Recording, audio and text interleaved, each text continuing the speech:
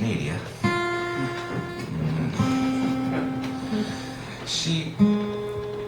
His grandmother lived in New Brunswick, and her great-great-grandfather was a minister, and he was sent by the Church of England across the Atlantic Ocean to Newfoundland back around the beginning of the 1900s, basically to bring the heathens back into the flock. Newfoundland was a pretty wild place back then.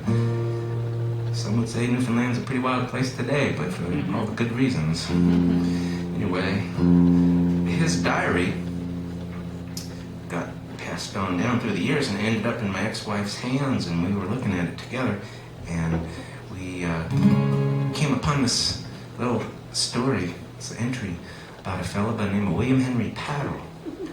And we started to look into this. William Henry Paddle was a young fella, and his mother found out William had gone to a party.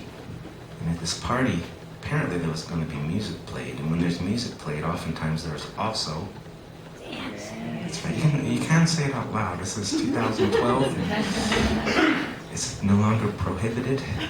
So that's exactly what she was afraid of, that there might be dancing and singing and carousing. And so obviously this party needed to be pooped. And that was the minister's job. So to make a long story short, he did this, and many years later, in a different part of Canada altogether, the Reverend bumped into this very same William Henry Paddle fellow, who then had the opportunity, all these years later, to thank the Reverend for saving him from a life of sin.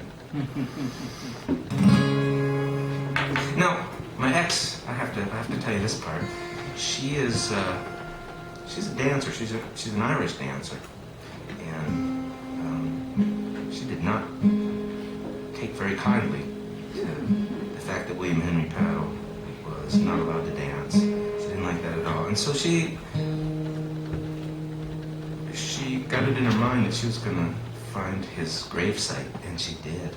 She got on the internet, she dug around, and she found out that William Henry Paddle happens to be buried in New Brunswick, which is the same province her grandmother lives in. And on a visit to her grandmother one time, she did a little side trip and visited William Henry Paddle's grave, and she went to it with a bottle of single malt scotch, which she shared liberally with William, and then she did a jig on his grave.